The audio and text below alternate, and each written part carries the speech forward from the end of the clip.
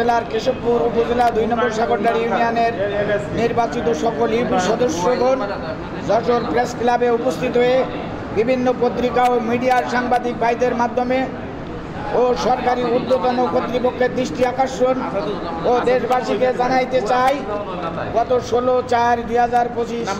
ইংরেজি তারিখে অত্র ইউনিয়নের নির্বাচিত চেয়ারম্যান জনাব কাজী মুস্তাফিজুল ইসলাম মুক্ত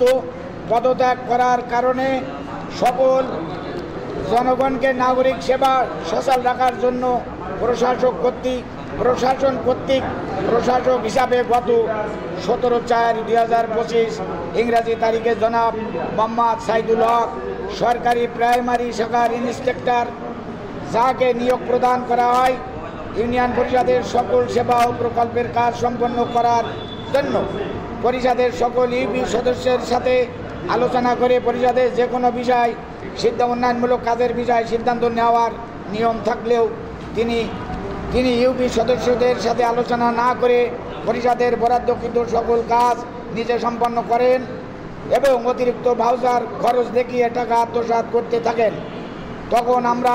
সকলে মিলে এর আচরণ ও কর্মকাণ্ড বিশ্লেষণ করে জানতে পারি তিনি ইউনিয়নের সকল সেবা ও কর্মকাণ্ডের অনিয়ম, দুর্নীতি ও স্বেচ্ছাচারিতার সাথে জড়িত। এমত অবস্থায় আমরা সকল ইউপি সদস্যগণ একমত পোষণ করে তার বিরুদ্ধে প্রমাণিত 6টি দুর্নীতির অভিযোগ লিখিতভাবে কেশবপুর উপজেলা নির্বাহী অফিসার মহোদয়ের দপ্তরে 10/8/2025 ইংরেজি তারিখে দাখিল করি। কিন্তু কোনো প্রতিকার না পেয়ে পুনরায় সকল ইউপি সদস্যগণ প্রশাসকের বিরুদ্ধে অনাস্থানে 1 নম্বর প্যানেল চেয়ারম্যান এর উপরে দায়িত্ব অর্পণ চেয়ে গত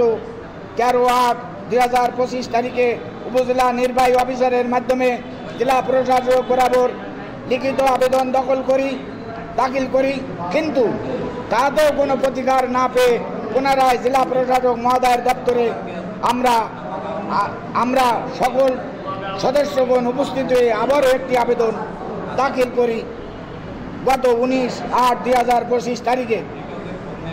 ইউনিয়নের সকল নাগরিক সেবা সচল রাখার জন্য। কিন্তু উপজেলা নির্বাহী অফিসারের এহেন আচরণ বর্তমান ইউনিয়ন পরিষদের সকল সেবা থেকে জনগণ বঞ্চিত হচ্ছে। এহেন পরিস্থিতিতে দ্রুততম সময়ের মধ্যে আইনগত ব্যবস্থা গ্রহণের মাধ্যমে